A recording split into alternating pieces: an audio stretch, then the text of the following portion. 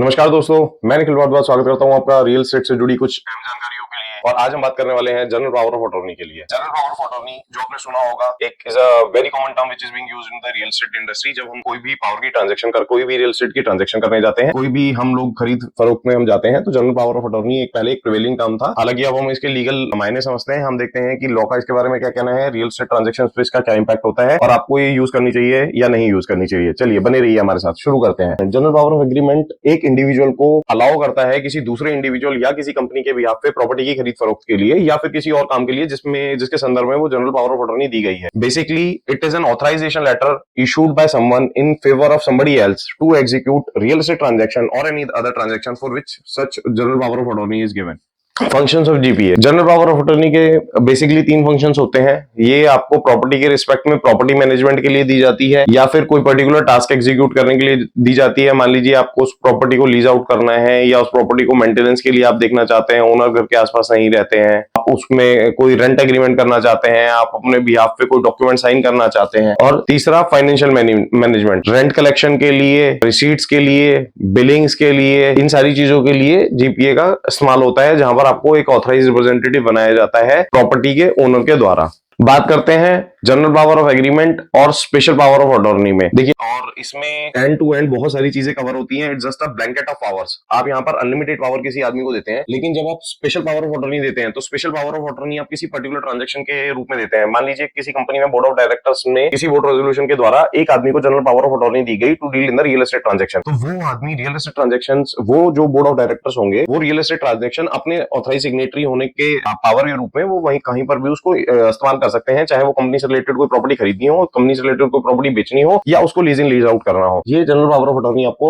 बताता है। लेकिन जब बात करते हैं स्पेसिफिक पावर ऑफ अटॉर्नी के केस में, तो स्पेसिफिक पावर ऑफ अटॉर्नी अगर वो इंडिविजुअल के नाम पे है या वो कंपनी में किसी रिप्रेजेंटेटिव के नाम पर है, तो वो किसी एक पर्टिकुलर टास्क पे होता है। For example, somebody is authorised to do sale और purchase of the property in particular region, या फिर एक किसी पर्टिकुलर कंपनी से संबंधित ही आप ऑथराइज सिग्नेटरी हो। मान लीजिए आपकी प्रॉपर्टी, आपकी कंपनी डीएलएफ में डील करती है, तो आपको डीएलएफ के रिस्पेक्ट में ऑथराइज रिप्रेजेंटेटिव बनाया जा सकता है अपनी कंपनी के द्वारा। या आप किसी प्रॉपर्टी में बैठते हैं, आप ऑफिस गुड़गांव में है, बैंगलोर में है और हेड ऑफिस किसी और स्टेट में है, तो वहां पर भी आपको एक लोकल ऑथराइज सिग्नेटरी बनाया जा सकता है। इसी तरह से अगर हम पर्सनल इंडिविजुअल्स की बात करें, तो इंडिविजुअल में भी सारी चीजें यही चलती हैं। मान लीजिए आप एक बड़े परिवार से संबंध रखते हैं और परिवार में आपको डिसाइड करके म्यूचुअल तौर पे एक आपको जनरल पावर ऑफ अटॉर्नी दे दिया है अपनी प्रॉपर्टीज की खरीद फरोख्त को लेकर, तो वहां पर भी वो चीजें लागू होती हैं। और स्पेसिफिक पावर ऑफ अटॉर्नी की अगर हम बात करें तो फिर आपका स्कोप लिमिटेड हो जाता है। तब आप you can not go wild. It depends करता है, इट ओनली डिपेंड्स कि आपको कितनी पावर ऑफ अथॉरिटी दी गई है स्पेसिफिक पावर ऑफ अथॉरिटी के केस में। स्कोप ऑफ अथॉरिटी, जैसे मैंने आपको बताया, it covers a wide range of decision. आप प्रॉपर्टी से संबंधित या किसी और फंक्शन से संबंधित एंड टू एंड कोई भी डिसीजन ले सकते हैं, जबकि special power of attorney depend करता है एक स्पेसिफिक टास्क के लिए। आप प्रॉपर्टी की मेंटेनेंस के लिए जिम्मेदार हैं, आप खरीद फरोख्त के लिए जिम्मेदार हैं, आप लीज इन लीज आउट करने के लिए जिम्मेदार हैं या रेंट कलेक्शन के लिए जिम्मेदार हैं। Common usages. General power of attorney is basically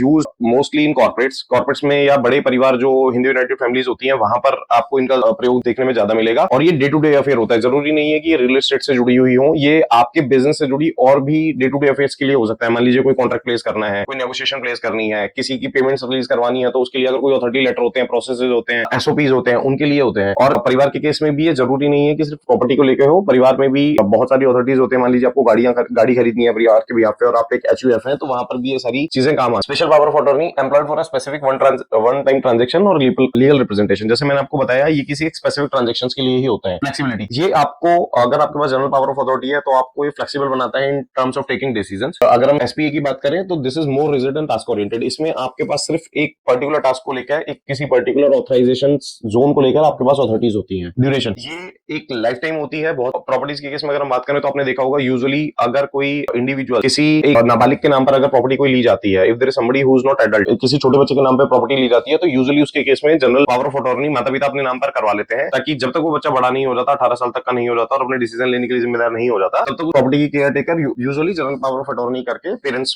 ले लेते हैं। स्पेशल पावर ऑफ अटॉर्नी की बात करें, तो ये एक टाइम लिमिट इसमें एक होती है, एक हमेशा टाइम बाउंड ट्रांजैक्शंस होती है। इसमें देखना होता है कि आपको, अगर आप एक एम्प्लॉई हैं, तो जब तक आप उस पर्टिकुलर डेजिग्नेशन पे एम्प्लॉयड हैं, तो ये चीजें आपके पास होती हैं, ये पावर आपके पास होती है। अगर आप किसी और दूसरी टेरिटरी में मूव कर जाते हैं या आप एक कंपनी चेंज कर लेते हैं तो स्पेशल पावर ऑफ अटॉर्नी आपकी लैप्स हो जाती है। Suitable for managing ongoing affairs when the principal is absent. यहाँ पर जैसा कि मैंने आपको बताया कि अगर जो कंपनी के ओनर है या कंपनी में और कोई डिसीजन मेकिंग है, बोर्ड ऑफ डायरेक्टर्स है, अगर वो नहीं है तो वहां पर जनरल पावर ऑफ अटॉर्नी आपको अफेयर को मदद करती है, को अपने डील करने में, आपके डे टू डे ऑपरेशंस को चलाने में। और अगर स्पेशल पावर ऑफ अटॉर्नी की बात करें तो यहाँ पर ये स्पेसिफिक वन टाइम ट्रांजैक्शन होता है।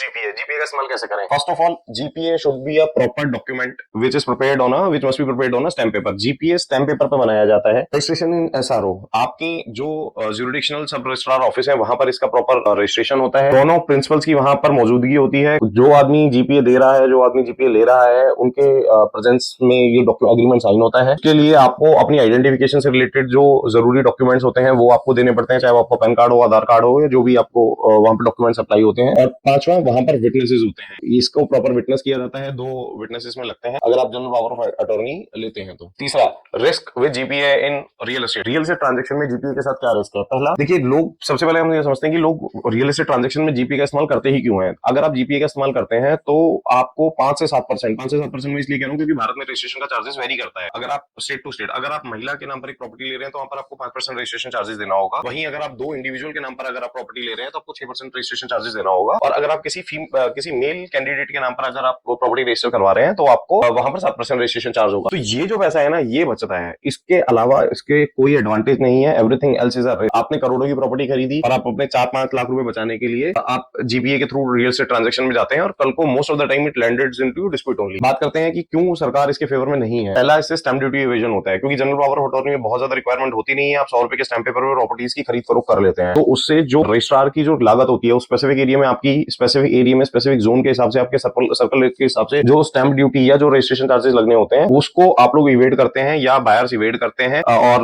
वहां से गवर्नमेंट को लॉस होता है। तीसरा, जो इसमें बड़ा रिस्क जो आता है, क्योंकि I will cover it in next slide there, Supreme Court is also having dissenting opinion this. Supreme Court भी इसके फेवर में नहीं रहता है, तो आपके जो लीगल राइट ऑफ क्रिएशन है ना, उसमें आपको बहुत तरह की समस्याएं आती हैं। एक बार उसको कवर कर लेते हैं। देखिए, 2009 में केस हुआ था, Suraj lamp industries versus state of Haryana. यहाँ पर जनरल पावर ऑफ एग्रीमेंट को लेकर सुप्रीम कोर्ट ने अपनी कुछ स्ट्रिक्ट गाइडलाइन दी थी। और जो जैसे कि मैंने आपको बताया कि ये सारे स्टैंप ड्यूटी, रजिस्ट्रेशन और लीगल राइट्स, ये सारे इश्यूज होते हैं जो बाद में जाके क्रिएट होते हैं। इसलिए even the courts are not in favour of doing property transaction in the GPS के अगेंस्ट में कोर्ट भी आपको मान्यता नहीं देती है। Honourable justice R Ravindran, A K Patnaik और आर के गोखले ने ये बताया था कि आपका सेल एग्रीमेंट जीपीए के तहत मान्य नहीं होगा। अगर आपने एक सेल एग्रीमेंट कराया और उसमें जीपीए का आपने अगर सहारा लिया है तो वो मान्य नहीं होगा। हालांकि बाद में इसके उन्होंने कुछ और इसमें डिफेंसिव दिए हैं कोर्ट ने ही, जो इनवैलिड।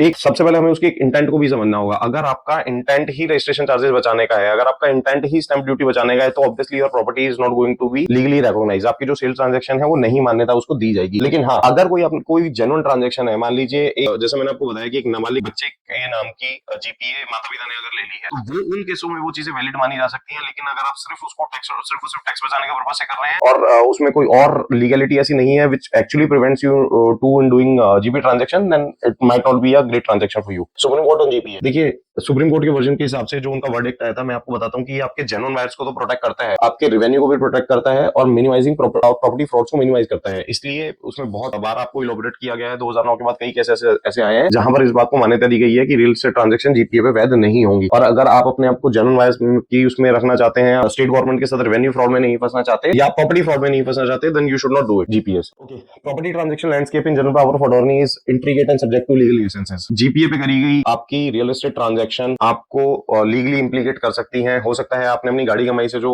एक प्रॉपर्टी खरीदी है, एक मकान खरीदा है, कल को हो सकता है वो किसी लीगल डिस्प्यूट में आ जाए। तो ये रेकमेंड किया जाता है कि आप इसको ना लें। दूसरा, सुप्रीम कोर्ट में भी जैसे मैंने अभी आपको एक पूरा केस स्टडी के साथ बताया था, even the courts has decided not to do real estate transaction in general course of action in through GPA. GPA के तहत आप अपनी रेगुलर ट्रांजैक्शंस मत कीजिए। तीसरा, जेन्युइन, हालांकि जैसे मैंने आपको बताया कि अगर कोई बिल्कुल ही आपका रेलेवेंट केस है तो वहां पर ये चीजें मान्यताएं दी जा सकती हैं, वरना ये चीजें नहीं वैलिड होती हैं। Buyers are strongly advised to avoid property purchases through GPA to avoid any potential complications in your real estate transaction. अगर आप अपना पैसा जोड़ा हुआ होगा और आप उसको इन्वेस्ट करना चाहते हैं, आप चाहते हैं कि आप कहीं उसको ना फंसे और वो ट्रांजैक्शन स्ट्रेट आपकी थ्रू हो जाए, तो आपको you are hereby strongly advised to not to do real estate transaction on GPA. General power of attorney में आप लोग रियल एस्टेट ट्रांजैक्शन मत कीजिए। So this is the information for the day. और जुड़े रहिए, हमारे साथ बने रहिए। हम लाएंगे आपके लिए रियल एस्टेट से जुड़ी कुछ और अहम जानकारियां जो आपको मदद करेगी आपकी अगली प्रॉपर्टी खरीदने में। धन्यवाद।